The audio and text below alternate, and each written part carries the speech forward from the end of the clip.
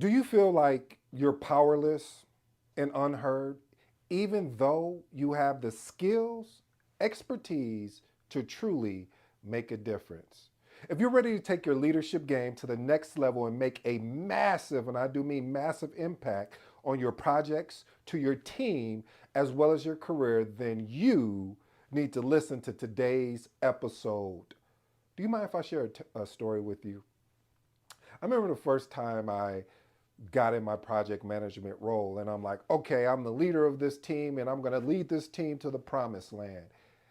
And we get in our first meeting and I'm talking with one of the stakeholders. The stakeholder says, "You're not my boss. I don't report to you. I don't have to listen to you."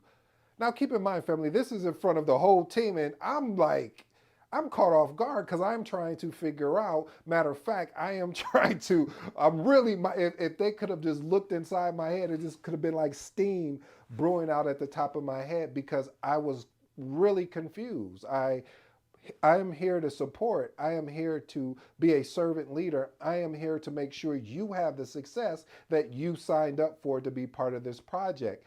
And so, what I learned in that moment, in that instant, is that I couldn't take that personal because I did not earn that stakeholder's trust. So, in today's episode entitled, Not in Charge, but Still Required to Lead, in project management. Again, not in charge, but still required to lead in project management. If you're new to the episode, I go by the name of ED. I have an 8-point framework, and these 8 points, my goal, my mission, my job today is to unpack today's title. So let's get into the framework, family. First point, point number one, understand your role and influence. Oh, this is huge. Like, message, like, if you don't get anything else from this video, there's going to be 3 things here today that you need to take away to be able to ensure that your team understands that you have their back, that your team needs to understand that you need to be an influence. What is an influence, ED? Well, I'm glad you asked. An influence is not saying you need to do it my way or the highway. No, an influence is simply saying that I'm going to show you through what I can do through leadership, what I can do through my work ethic, what I can do through who I am as a person, that I care about you, and I'm going to show you that I care about you and not just use lip service. This is influence. And then you have to have the impact. And by having that impact of stepping up to the plate. So what you're going to have to do, especially if they're not giving you that formal recognition, is that you're going to have to clearly define your role and responsibilities within the project. Let me slow that down because that may have missed you. Clearly define your role and responsibility within a project. Some of us, we call that a RACI matrix. What does a RACI stand for? Responsible, accountable, consult.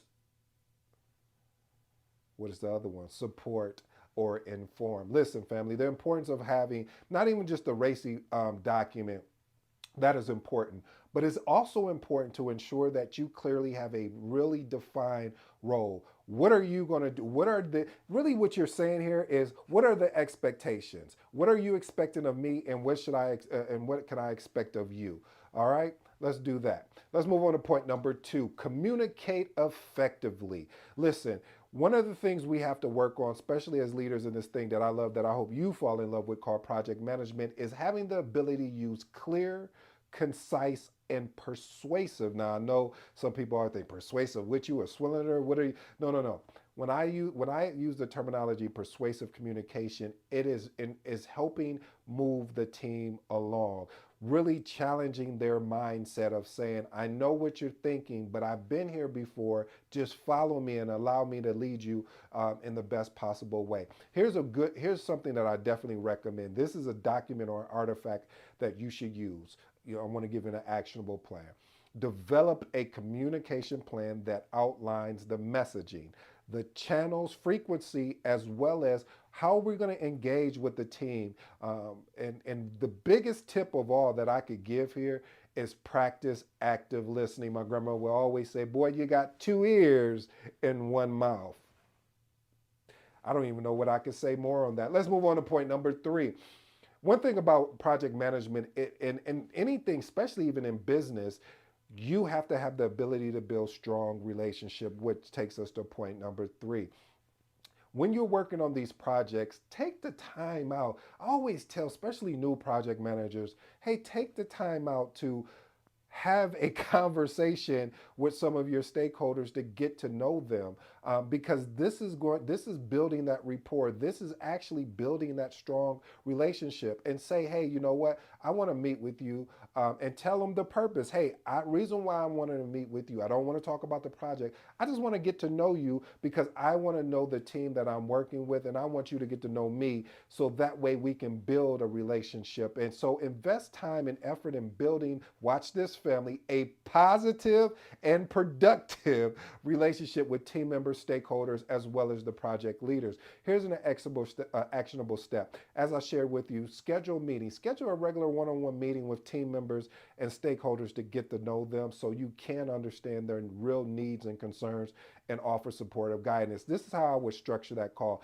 If I only have, it depends on how many stakeholders I have too. So for the case of this, let's say I have 10 stakeholders. Maybe I'll do something like a 30-minute call with each stakeholder. So the first 15 minutes, we'll talk about something personal, like, hey, what did you do this weekend, or what book are you reading? Then the next 15 minutes we'll talk about the actual project. What are your needs? What are your expectations? What were you hoping that the project would go right? What are some blind spots that I'm missing that I can help support you guys on? So this is a definitely good way to build a strong relationship in the project. Point number 4: facilitate collaboration. Message: you already know how I feel about collaboration.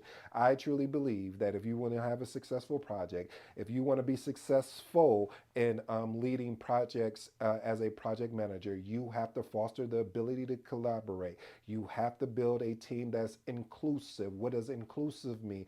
Unpack that for me, ED. Inclusive meaning that, hey guys, it's us against them.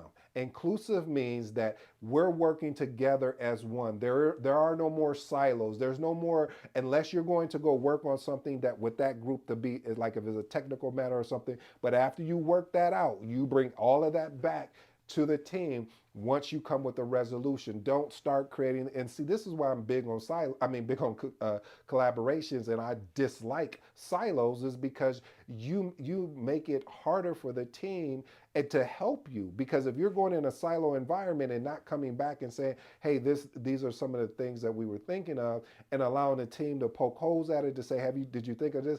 This will make your solution even better. I don't know why people don't think about that. Maybe it's just me. But listen, here's an actionable step. Organize some team building activities, sort of like you could even do brainstorming sessions, cross functional meetings to encourage collaboration and ideal sharing. And let me park here parenthetically, because I know we have some ideal people that love to kill your ideals, they like to shoot down your ideals. But listen, the importance of being able to have ideal sharing is simply saying that even though you give an idea, it may not go through, but I'm going to document it because we may be able to use this for another project. So think about that, family. Don't always jump so fast to kill an idea without allowing a person to articulate it out, and even to go and experiment with this, see if it'll work. But that's a whole nother path, and I'm trying to stay focused here, so we'll see what happens. Point number 5: message: be a problem solver. Listen, I'm going to be honest with you, family. There's been stakeholders that I work with, and I understand you're frustrated. I understand that you had a certain expectation when you came aboard on this project. And for some odd reason, whoever the project manager was before me was not delivering on what your expectation of what you guys aligned on and agreed upon. So you need to, what you want to be able to do is become a problem solver. What is a problem solver? A problem solver, and this is ED's definition, is the ability to proactively identify as well as address project challenges, risks, opportunities, even if it falls outside your formal responsibility. I know I'm gonna get in trouble for that, because I got in trouble before when I talked about being a servant leader, of saying just stepping in and doing the role. There, someone said, "Hey, well, they need to pay you extra money." You're right, they should, but what if they don't? What are we gonna do then? Think about that. So again, if there's you want to be able to step in and be proactive instead of reactive. One of the things I really like doing is, here's an actionable step. You can take it. You can steal my homework, as Cody says. Regularly assess the project status and identify any potential problems, opportunities, and develop a creative and practical solution to address them. I love doing that because the reason why I love doing it is because if I'm proactive and now the issue has hit, let's talk project management term. Now the risk has flipped and turned into an issue. Let's park real quick. A risk is something that has not happened. An issue is it's happening and it's going on. So what are we going to do about it? Just think if you're already ahead of that, you were being proactive versus reactive. Let's move on to point number 6. Message. I told you there were going to be a lot of messages in here. Advocate for the team. Family, listen. The ability to advocate for your team. I already know I got some people out there, and this is why I love doing what I do here. Is thinking, well, what do you mean advocate for the team? Saying how good they are? No, no, no, no, no. That's part of it. But having the ability to champion the team when they're doing well and champion the team on their accomplishments, champion the team upward to upward management, even to their managers. One of the things I used to do and still do is, especially when I have a stakeholder that's proactive, that they bring great energy to our meetings and our when we're in the meetings, it's moving so smoothly that I have to look up like, hey, we've been here for an hour because it's so informational and it's something that we take and we use right away. And so what I have done is I personally reached out to that manager. I was like, hey, you really got a great resource. This guy, Michael, he really, every time he comes to the meeting, he's passionate, he's prepared, he's ready to talk about his piece. He's also helping out other teammates. He's all about the collaborative versus the silo approach. So something that he learned of what he that worked for him, he comes back and shares it with the team instead of keeping it to himself because he understands the importance of the collaborative approach. So that is huge, family. When you can advocate for your team is going to want to go to bat for you. Matter of fact, you may look up and they're looking for you to be the project manager. They may try to assign a project manager like, hey, we don't want that person. We want to work with ED. We want to work with you out there, family. And that's what you want. You want to advocate for your team so hard that they anytime when a new project comes is actually set in place, they're looking for you like, hey, we want this guy to lead the project. We want this girl to lead the project. Here's an actionable step. Regularly communicate the team progress, challenges, and success to upper management and other stakeholders while you're seeking support as well as resources needed. Point number 7, you already know I couldn't leave you without talking about conflict. Say what? We're talking about conflict. Manage conflicts constructively. That's a big word, constructively. What does constructively mean? It means not saying you're the reason why we're doing bad. No, no, no, no, no. That may be true, but there's a approach. There is a I think it's a diplomatic approach to addressing someone openly or even privately. First of all, this is an actionable step that I would recommend. Develop a process for identifying, discussing, and resolving conflicts. So you can train the team members how to effectively handle conflict situations and leveraging conflict resolution techniques.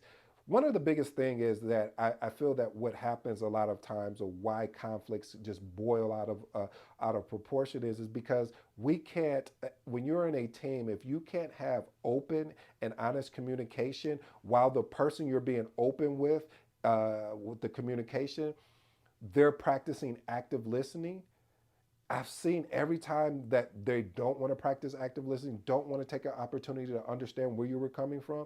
And you can always respond and say, hey, no, that's not how I meant it. I apologize. What I meant by it was this. And then you'd be surprised that the person that's feeling that way was like, oh, I didn't know you meant it like that. Okay, well, great. Because again, there's many times where you could read an email, you could read a message, whether through text message, you can hear a voicemail message until the person gives more proper context and you get a chance to ask the right questions, or I should say probing questions like, hey, what do you mean by that when you said that? This is open conversation. We are being open about, because I want to understand. I don't want to misconstrue that you're saying something that truly is not of you and that you truly didn't mean. Because it's definitely been beneficial to both sides. All right, point number 8, lead by asking questions. You always hear me talk about thought-provoking questions. Listen, family, the ability, one of the things I used to do, I don't do anymore, I might have to get back to. I used to prepare a list of open ended questions. Don't judge me. The only reason why I did this is because I wanted to get better at asking open ended questions where it just wasn't a yes or no. It was, I'm asking you, so how did you go about doing X? And it forced a conversation. It forced me to really see how they critically think through a particular issue or problem. All right, family, let's move on to my bonus for you. I have one today, and it's very simple. To be a part of this thing that I love, that I hope you fall in love with, called project management, the bonus today is be a continuous learner. Continue to seek out new knowledge, skills. Watch these episodes over and over again. Send them to your friends, your cousin, your uncle, and them. Because reason why I say that is that it's important to set aside dedicated time for learning. But wait, just don't learn. When you learn, go and apply what you learn. Go and experiment with what you learn to see if it actually works. A lot of times people will get all of this knowledge, they build up, I'm gonna do it, and they spend and they write out this massive plan and then they don't execute on it. And so it's up to you, family, is that you go ahead and apply what you're learning. Be a continuous learner, but work through it. Get on, get on, create a podcast. If you don't like to be in front of the camera, do blogs, but share your experiences. And this entail is going to allow you to recall the information. It's going to help you better as a project manager. I have three closing remarks, family, and I won't keep you no longer. I appreciate you taking the time today. If you like, leave me a comment. Tell me what you think today. If there's a video that you're looking or an episode that you're looking for me to create around personal development and project management, please reach out. I'm here to serve. Here's the three closing remarks. Be a problem solver. I can't say that enough. Having the ability to be really proactive and identifying and addressing the actual problem so it doesn't get out of hand, uh, your team is going to really turn and look to you. Point number two, having the ability to build strong relationships. One of the things I told you, I gave you an example of schedule one-on-ones with some of your stakeholders if it's not a huge, a lot of, a humongous amount of stakeholders, but if you have the bandwidth, do it. I really think it's going to help you. No, no, no. I know it's going to help you on your project. Like I said, schedule a 30-minute call with them. First 15 minutes, let's talk something personal. Last 15 minutes, let's talk about the actual project. And the last and final one, family, the one that I really believe is what gets you to what really helps garner the trust between you and the team is the ability to advocate for the team, being a champion of their needs, being a champion of their interests, being a champion of the accomplishments that they've done, and not just keeping it within the team, making sure that the upper management knows, letting other project teams know this is how you represent for a team that comes and plays all out, as they would say, that is obsessed with ensuring that we are doing the right things on the project to have the success that we all agreed upon. Family, I truly hope you enjoyed today's episode. I really enjoy making it. Until next time, you know my motto, you know my slogan. If you don't, I'm out.